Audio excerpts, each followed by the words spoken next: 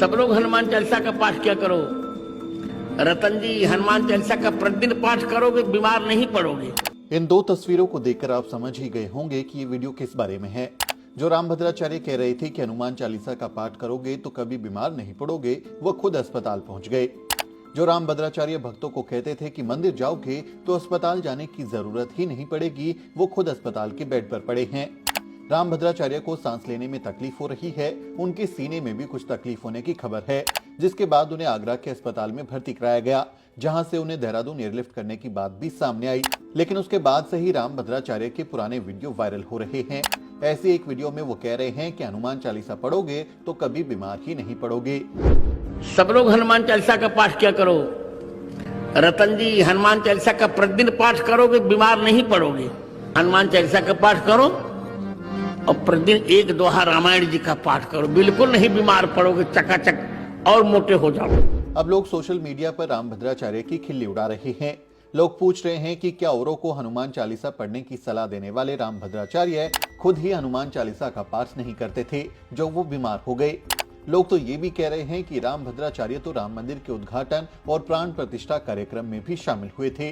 PM Modi के साथ बातचीत करते हुए उनके वीडियो सामने आए थे। ऐसे में वो फिर भी बीमार कैसे पड़ गए? क्या उन्हें हनुमान चालीसा पढ़ने और मंदिर जाने का लाभ नहीं मिला, या फिर चमारों को नीच करने वाले रामभद्राचार्य किसी तरह का पाप कर रहे हैं जो उन्हें इस तरह से सजा मिल रही है? जो राम जी को नहीं भजता वो चारों वर्ण चमार है। वो राम को भजने वाला उत्तम और चाम को भजने वाला नीच। चमारों को नीच करने वाले रामभद्राचार्य दृष्टिहीन भी हैं, यानी वो देख नहीं सकते। उनके दृष्टिबाधित होने को लेकर पूर्व जन्म के कर्मों से जोड़कर लोग सवाल भी पूछ रहे हैं कि ईश्वर ने आपको किन बुरे कर्मों की सजा दी। दरअसल हिंदू धर्म में ये कहा जाता है कि किसी व्यक्ति को उसके पिछले जन्म के बुरे कर्मों की सजा अगले जन्म में ही भुगतनी पड़ती है। इसलिए ये सवाल पूछा जा रहा है। मैं ये साफ कर दूं कि द न्यूज भी दृष्टिबाधित लोगों का सम्मान करता है और हम ये मानते हैं कि स्पेशली एबल्ड लोग किसी से कम नहीं हैं और उनसे किसी भी तरह का भेदभाव नहीं करना चाहिए। लेकिन रामभद्राचार्य जैसे लोग इसे इंसान के कर्मों से जोड़कर पाखंड को बढ़ावा देते हैं। ऐसे लोग ईश्वर के नाम पर सब कुछ छोड़ देने को कहते हैं, लेकिन जब वो खुद बीमार होते हैं तो मंदिर नहीं जाते बल्कि अस्पताल में जाते हैं। ये कहना कि मंदिर चले जाने से आप बीमार नहीं पड़ोगे, ये कोरी कल्पनाएं हैं, ये पाखंड है, ये झूठ है। आप बीमार हो रहे हैं, आप देखिए सीधे सीधे ये एक सबूत है कि रामभद्राचार्य बीमार हुए मंदिर में जाने के बावजूद। लेकिन जब बीमार हुए तो वो अपने इलाज के लिए मंदिर नहीं गए हैं। वो राम मंदिर में जाकर नहीं बैठ गए कि मैं तपस्या करूंगा या मैं प्रभु राम की पूजा करूंगा, आरती उतारूंगा, उनकी अगरबत्ती जलाऊंगा, उनके सामने दिया जलाऊंगा, या मैं फूल चढ़ाऊंगा, या मैं कोई कीर्तन करूंगा। ये सब करते हुए वो नजर नहीं आए, बल्कि रामभद्राचार्य ने कहाँ का रुख किया? अस्पताल का। अस्पताल में कौन होते हैं? डॉक्टर। और डॉक्टर क्या करते हैं? दवाई देते हैं। यानी कि वो दवाई और डॉक्टरों के भरोसे ही अपने इलाज की व्यवस्था कराने पर यकीन रख रहे हैं। अगर उनमें इतनी ही श्रद्धा है, इतनी उनकी आस्था है और उन्हें इतना ही अपने ऊपर यकीन है, तो अब उनको मंदिर चले जाना चाहिए, वहीं पर जाकर बैठ जाना चाहिए, क्योंकि वही तो लोग सिखाते हैं कि भाई जो मंदिर चला जाएगा तो फिर बीमार ही नहीं पड़ोगे, सारे कष्ट दूर हो जाएंगे। अमीश देवगन ने ऐसे ही किसी बाबा के प्रवचन को दोहराया था कि जो मंदिर चला जाएगा वो तो कभी बीमार ही नहीं पड़ेगा। लेकिन रामभद्राचार्य बीमार हो गए हैं, अस्पताल पहुंच गए हैं, सीने में तकलीफ है, सांस लेने में तकलीफ हो रही है। ये साबित करता है कि जब आप बीमार होते हैं तो मंदिर काम नहीं आते, मस्जिद काम नहीं आती, आपके धार्मिक डेरे, आपके ये सब काम नहीं आते।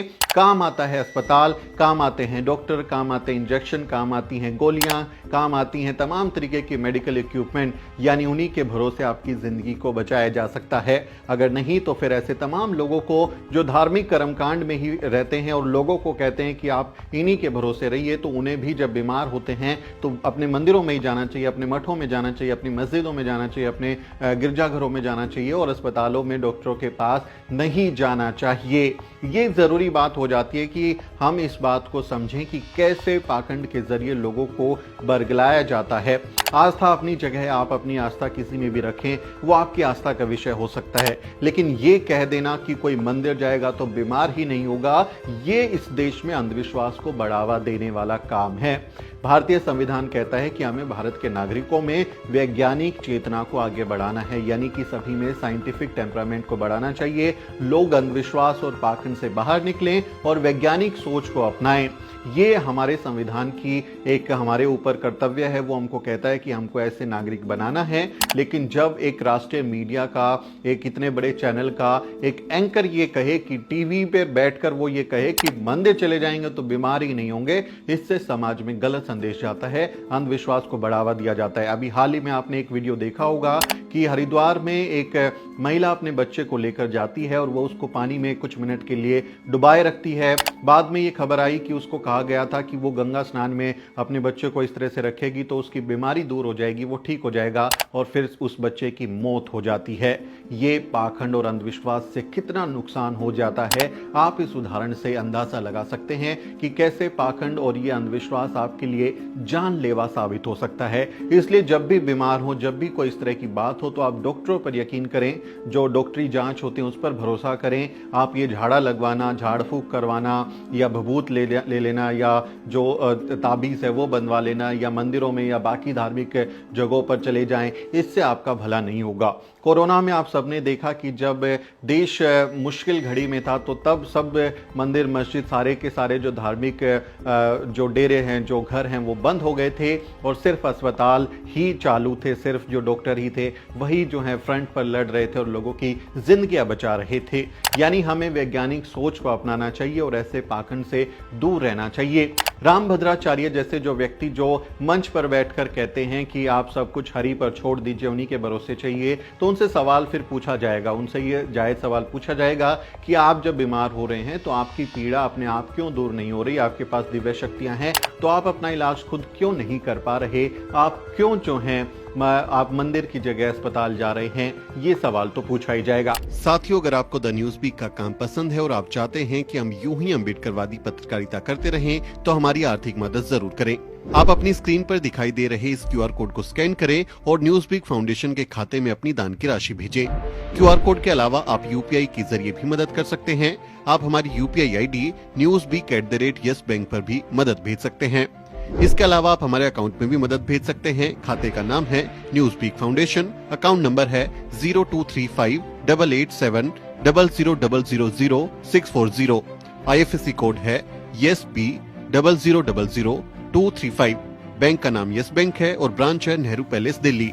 आप डोनेशन के एवज में इनकम टैक्स में भी छूट पा सकते हैं। डोनेशन की रसीद पाने के लिए ट्रांजैक्शन का स्क्रीनशॉट हमें भेजें। टाइप करें डोनेशन स्पेस आपका नाम और हमें 8595794224 पर व्हाट्सएप करें।